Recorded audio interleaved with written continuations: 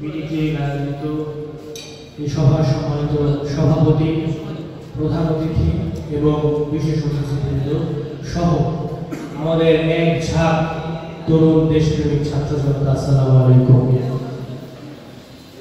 এখানে যে ইতিমধ্যে আসলে এই ধরনের বড় পরিবেশের কথা বলার যোগ্যতা আমার নেই, তারপর কিছু কথা বলতে চাই।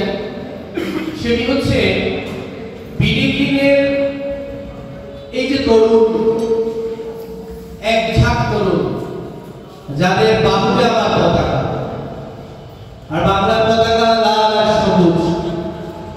এই লাল আর সবুজের প্রেম তখন জেগে ওঠে বাঙালির মনে যদি দীর্ঘদিন আমরা মরুভূমিতে থাকি।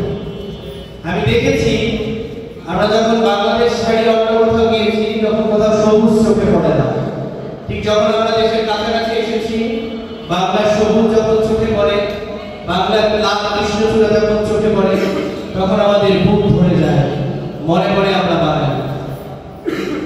আজকে বিডিটির এই সমাবেশে এসে আমাদের মনে হচ্ছে যখন আমাদের এই দেশের তরুণ সমাজের একটা বৃহৎ অংশ মাদকাসক্ত হয়ে যাচ্ছে দিনে দিনে, আমাদের তরুণদের একটি বৃহৎ অংশ তারা দেশপ্রেম নামক জিনিসটিকে বোঝে না।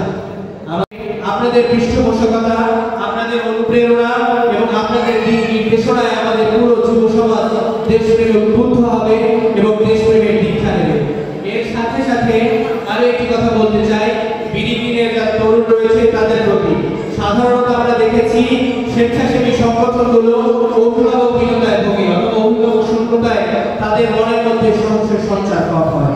এই ধরনের স্বেচ্ছাসেবামূলক কাজে বিভিন্ন সময় বাধা আসে, বিভিন্ন সময় প্রতিবন্ধকতা আসে। তোমরা আশাহত হয়ে যাও। তোমাদের এই একসাথে দেশপ্রেমিক তরুণদের প্রতি আমার একটি বার্তা, সেটি হচ্ছে বিডিটি ছাড়া বাংলাদেশের জন্য হয়তো আমি বলতে পারবো না, কিন্তু বিডিটির নচির উদ্দেশ্যে আমি একটি কথা বলতে চাই।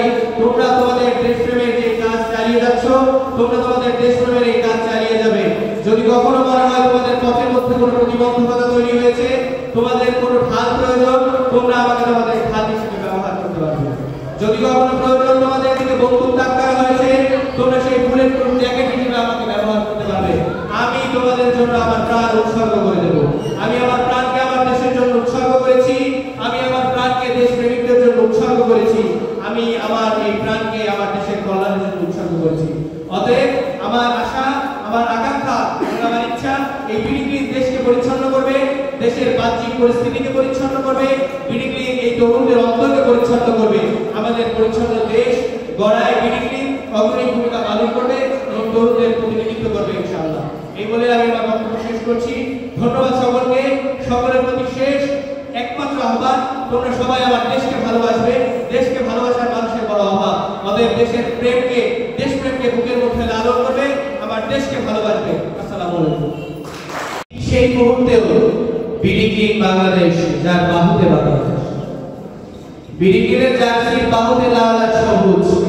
আমার বিশ্বাস বিডিটির অন্তরেও লাল আর সবুজ আমার দেশ, ঠিক কিনা? বিডিটি তোমাদের বাহুতে বাংলাদেশ, তোমার অন্তরে কি? অন্তরে বাংলাদেশ। আমার বিশ্বাস বিডিটির অন্তরেও বাংলাদেশ। বিডিটি চায় পুরো বাংলাদেশ পরিচ্ছন্ন হোক। আমরা বড় বড় সমাবেশ, বড় বড় মঞ্চ, বড় বড় বক্তৃতায় শুনি, যখন উন্নয়নের ফিরিস্তি তুলে ধরা হয় তখন আমাদের দেশকে আমরা সিঙ্গাপুর বানানোর স্বপ্ন দেখি, কিন্তু সেই স্টেজ থেকে নেমেই পানের টিপটা আমরা স্টেজের পেছনে ফেলে দিই, অথবা চকলেটের খোসা অথবা আমাদের উপহার সামগ্রীর খোসাটা যাওয়ার পথে আমরা রাস্তায় ফেলে দিই। আসলে এভাবে দেশ পরিচ্ছন্ন হওয়া সম্ভব নয়। সম্ভব? দেশ এভাবে পরিচ্ছন্ন হওয়া সম্ভব নয়। দেশ পরিচ্ছন্ন করতে হলে আমাদের সবাইকে এগোতে হবে। সেখানে শুধু সমাজ থাকবে, নাগরিকরা থাকবে, তরুণরা থাকবে, ছাত্ররা থাকবে। আমাদের বিডিটি নিয়ে তখন গর্ব হয় যখন তরুণদের একটা বৃহৎ অংশ মাদকাসক্ত, তরুণদের বৃহৎ অংশ কোনো উদ্দেশ্য জানা ছাড়াই বিভিন্ন ধরনের সভা সমাবেশ মিছিলের পেছনে পঙ্গপালের মতো ছুটে বেড়ায়। ঠিক তখন আমাদের বিডিটির ছেলেরা ময়লা ভাগাড়ে নেমে পরিষ্কার করে। যখন আমাদের বড় বড় চেয়ার থেকে বড় বড় বক্তৃতা আসে, উন্নত দেশের বক্তৃতা আসে, যখন আমরা ময়লা করে আমাদের খালগুলোকে ভরে ফেলি, যখন আমাদের ডাস্টবিন গুলো রাস্তাগুলো ডাস্টবিনে পরিণত হয়, তখন আমাদের সোনার ছেলেরা সেই ময়লার মধ্যে দুর্গন্ধের মধ্যে নেমে নেমে পরিষ্কার করে। এটা আসলে দেশপ্রেম। তোমাদের এই দেশপ্রেমের প্রতি আমরা কৃতজ্ঞ, তোমাদের এই দেশের প্রতি ভালোবাসার প্রতি আমরা কৃতজ্ঞ।